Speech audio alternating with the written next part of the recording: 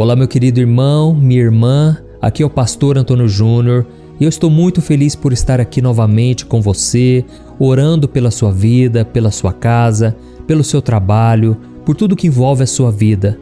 Irmãos, vocês não sabem o quanto meu coração se alegra por saber que a palavra de Deus está sendo transmitida.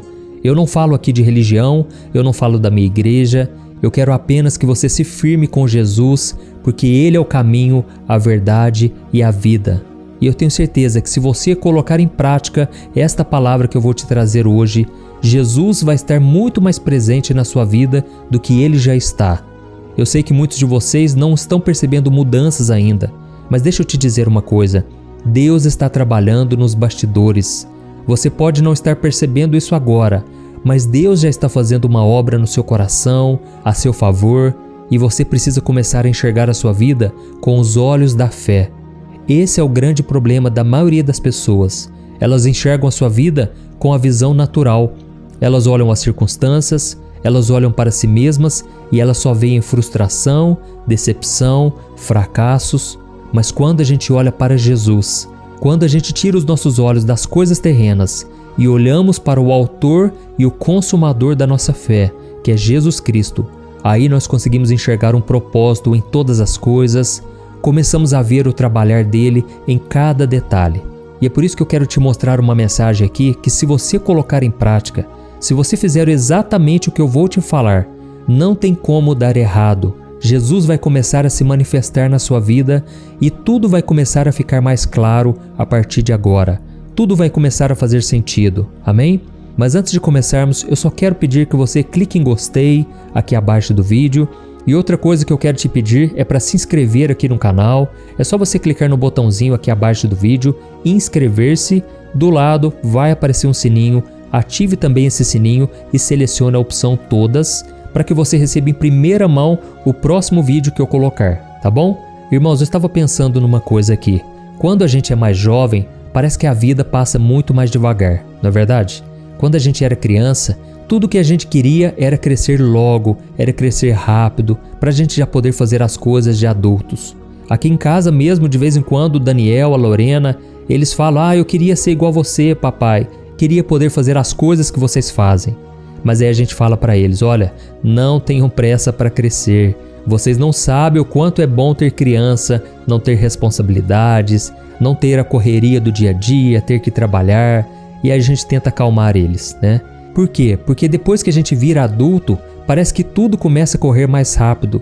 O tempo parece que é muito mais rápido, mas isso também é por causa da nossa responsabilidade, as tarefas que a gente tem. E é por isso que a nossa percepção de tempo começa a ficar mais aguçada quando a gente cresce. E uma coisa que começa a acontecer é que quando os anos vão passando, nós vamos tendo mais sede de saber por que nós estamos aqui, para onde nós estamos indo depois que esta vida passar. Nós começamos a nos perguntar: qual é o meu objetivo nesta terra? Por que eu estou aqui? Qual o meu propósito, o meu chamado? E é aí que nós precisamos perceber aquilo que a Bíblia já nos ensina desde o começo, quando lemos lá em Gênesis, que no princípio era Deus. Então, se Deus é o princípio de tudo, Ele tem um propósito já estabelecido para cada um de nós. É assim que a gente tem que entender. Antes de nascermos, a Bíblia diz que Deus já conhecia cada um dos nossos dias. Todos eles já estavam escritos no livro da vida. Amém? Acontece, irmãos, que depois que o pecado entrou, muitas vezes parece que sempre falta algo na nossa vida, não é verdade? E é por isso que a gente sempre está em busca de um propósito na vida, em busca de sentido, desde o dia em que a gente nasce. Tá, mas talvez você esteja perguntando aí: pastor, o senhor não respondeu. Qual é o nosso propósito? Qual é a razão da nossa existência? Irmãos, de acordo com a Bíblia, nós fomos criados para conhecer a Deus, glorificar a Ele e nos deleitarmos na Sua presença. E eu me lembro aqui agora de um exemplo de uma pessoa que viveu uma vida de forma fútil. E eu sei que muitas pessoas que estão até mesmo me ouvindo aqui, elas não têm vivido desta maneira. Elas ainda estão querendo realizar os seus sonhos, buscando somente os seus prazeres, e elas não estão preocupadas em conhecer a Deus, ter um relacionamento com Ele. E na Bíblia nós vemos um exemplo de um homem que viveu uma vida totalmente fútil. Esse homem era um rei e ele era chamado de Belsazar. E no livro de Daniel, capítulo 5, você vai ver o profeta Daniel se apresentando diante desse rei, que era o rei da Babilônia, e ele repreendeu o rei porque ele tinha jogado a sua vida fora. Ele vivia em imoralidade, em idolatria e muito mais coisas. E enquanto Daniel estava advertindo ele, ele disse o seguinte: olha, você teve as oportunidades de honrar a Deus e você não fez isso. Você podia ter feito muitas coisas para Deus, mas você não fez. Você foi pesado na balança e não passou no teste. E por causa disso, o seu reinado chegará ao fim. Irmãos, esse homem chamado Belsazar, ele não entendia que o ar que ele respirava nos seus pulmões foi dado por Deus. Ele não entendia que cada momento da sua vida deveria ser para honrar a Deus, para glorificar ao Senhor, para viver de acordo com a sua palavra. E por isso eu quero ler com vocês, irmãos, um versículo que Jesus fala qual é o propósito da nossa vida. Está lá em João capítulo 15, o versículo 16. Olha o que ele disse: vocês não me escolheram, mas eu os escolhi para irem e darem fruto, fruto que permaneça, a fim de que o Pai lhes conceda o que pedirem em meu nome. Amém? Olha que interessante, irmãos. Primeiro nós devemos buscar dar frutos, fazer a vontade do Senhor. E depois Ele vai conceder os pedidos, aquilo que a gente pede em oração. O problema é que a gente tem focado somente nas coisas dessa terra. Queremos apenas os nossos interesses e não estamos preocupados em produzir frutos espirituais. Mas Jesus disse que é dessa maneira que nós glorificamos o Pai. Certa vez Ele disse: olha, vocês são a luz do mundo, e assim devem brilhar a luz de vocês através de suas obras, para que o Pai seja glorificado. E talvez você já deve ter perguntado algumas vezes, né? Nossa, por que será que aquele fulano é tão abençoado? Por que aquela pessoa foi escolhida por Deus? Mas aí você deve se perguntar para si mesmo: por que será que Deus me escolheu? Qual é o propósito que Ele tem para a minha vida? Porque talvez você está focando no que o outro está fazendo e você está deixando de se preocupar com a sua própria vida com Deus. Irmãos, nós acabamos de ler aqui que Jesus nos escolheu para darmos frutos e esse fruto deve permanecer. E a Bíblia usa essa palavra frutos porque é algo que é gerado naturalmente. Um fruto nasce naturalmente através de uma árvore que cresceu enraizada, cresceu saudável. E quando você está enraizado em Jesus, naturalmente você dá frutos, você começa a ser transformado. Tem muitas pessoas que me acompanham aqui nas orações e eu sei que a vida delas continua bagunçada, continua cheia de falhas, de problemas. Isso é normal porque é um processo, mas tem pessoas que ficam a vida inteira assim, e aí não é mais normal, porque quando Jesus entra na nossa vida, tem que haver transformação. Você pode sim passar um longo tempo lutando contra um pecado, lutando contra uma falha no caráter, mas em algum momento isso tem que acabar.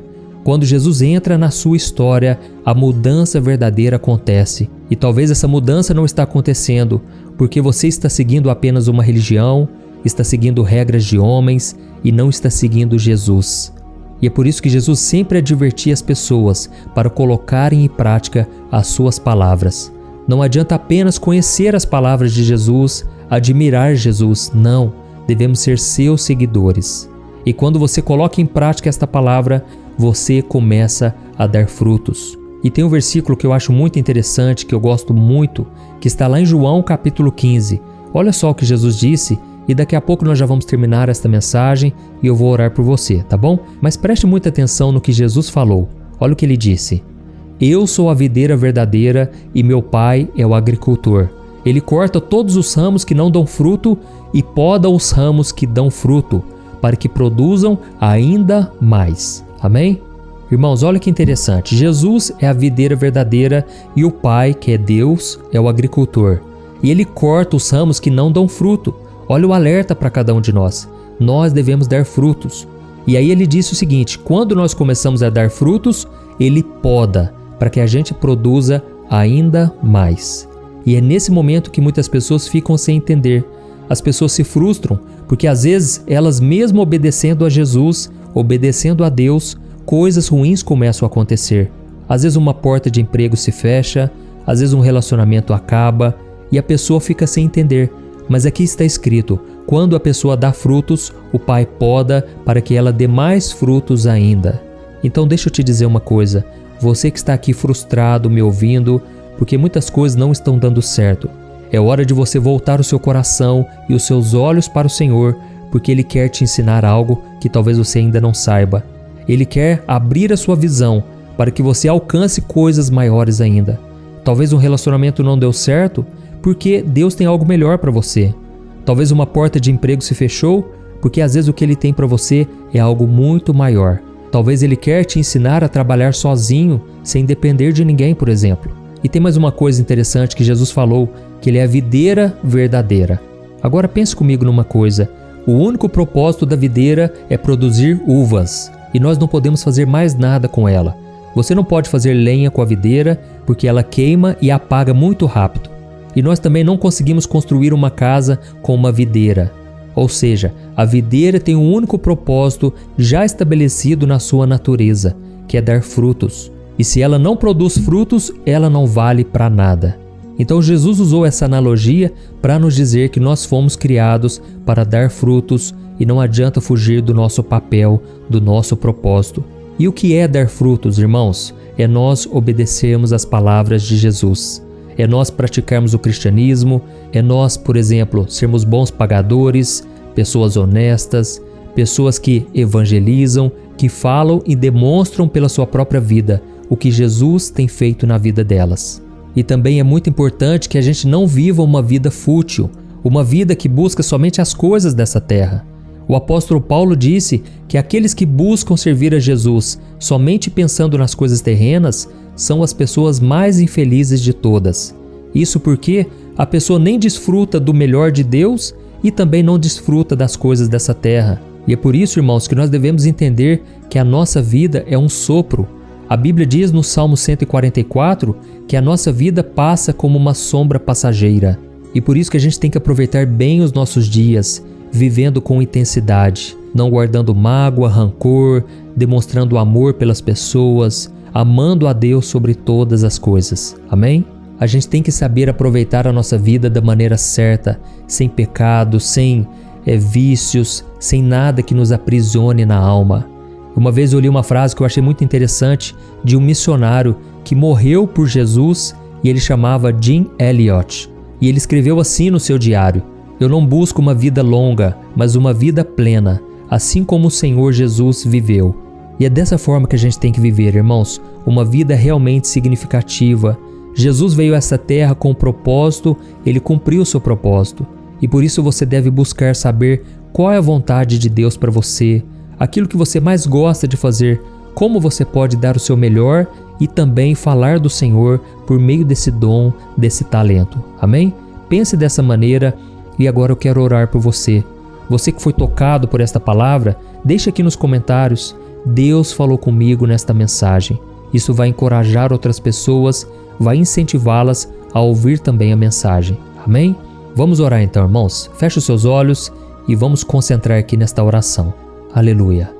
Senhor meu Deus e meu Pai, eu quero te louvar, porque o Senhor é bom, o Senhor é misericordioso e a Tua palavra diz que as Tuas misericórdias se renovam a cada manhã. Pai, eu quero te louvar, Senhor, por este alimento espiritual que recebemos. Muito obrigado, Senhor, porque esta palavra tocou profundamente no nosso coração. Nós precisamos dar frutos, nós precisamos te obedecer, nós precisamos fazer a Tua vontade enquanto é tempo. Pai, nós estamos vivendo dias tão difíceis, tempos tão complicados, Pai, onde o homem tem se perdido a troco de nada. Homens e mulheres têm se vendido para o pecado, têm se entregado para Satanás. Mas nós estamos aqui, Senhor, dispostos a ouvir a Tua voz, querendo te obedecer. Pai, neste momento eu te peço, Senhor, que o Senhor tire de nós tudo aquilo que não é proveito, tudo aquilo que não gera frutos. Tira, Senhor, da nossa árvore as folhas secas, aquilo que não serve para nada. Senhor, em nome de Jesus, nos ajude a romper com o pecado, romper com relacionamentos que só nos afastam de Ti. Eu sei, meu Deus, que muitas mulheres e homens que estão me ouvindo estão agora acorrentados no pecado, acorrentados numa vida escrava do pecado, porque não têm conseguido se libertar. Mas a Tua palavra diz que se temos o Espírito Santo dentro de nós, o pecado já não pode mais fazer parte, o pecado já não nos escravizará, porque o Senhor Jesus tem nos libertado. Ó Senhor, eu te peço, Dá-nos da Tua força e proteção, Senhor. Como é difícil viver neste mundo, Pai. Como é difícil esperar pelo Seu tempo, o Seu agir. Pai, mas nos dê uma visão espiritual, Pai. Queremos enxergar a nossa vida a partir de hoje com os olhos da fé. Queremos entender que todas as coisas cooperam para o nosso bem e que nada foge ao Teu controle. Pai, eu oro por esta pessoa que está acamada, essa pessoa que está me ouvindo agora, ela se sente no fundo do poço. Oh, Senhor Jesus, eu te peço, visita esta pessoa, Senhor, traga cura, Senhor, cura sobre este corpo, tira essas dores, Pai, traga cura mental, espiritual e emocional. Que essa pessoa saia desta cama em nome de Jesus, que essa pessoa seja liberta completamente, que ela seja livre de toda amarra espiritual. Eu repreendo e ordeno, saia todo mal em nome de Jesus. Eu expulso toda obra do diabo contra a vida dessa pessoa e que o Senhor, meu Pai, cubra ela com o Teu sangue. Cobre, Senhor, este homem e esta mulher com o Teu sangue, Jesus, trazendo proteção, livramento. Ó Jesus, o Senhor nos chamou para uma vida abundante, uma vida de paz, de prosperidade. Nos livra, Senhor, de tudo aquilo que nos atrapalha e de todo o pecado que nos assedia, que tenta nos afastar do Senhor. É em nome de Jesus que eu oro e eu te agradeço por tudo que o Senhor fez e ainda vai fazer em nossas vidas. Em Teu nome, Jesus, que eu oro e te agradeço. Amém. Glória a Deus.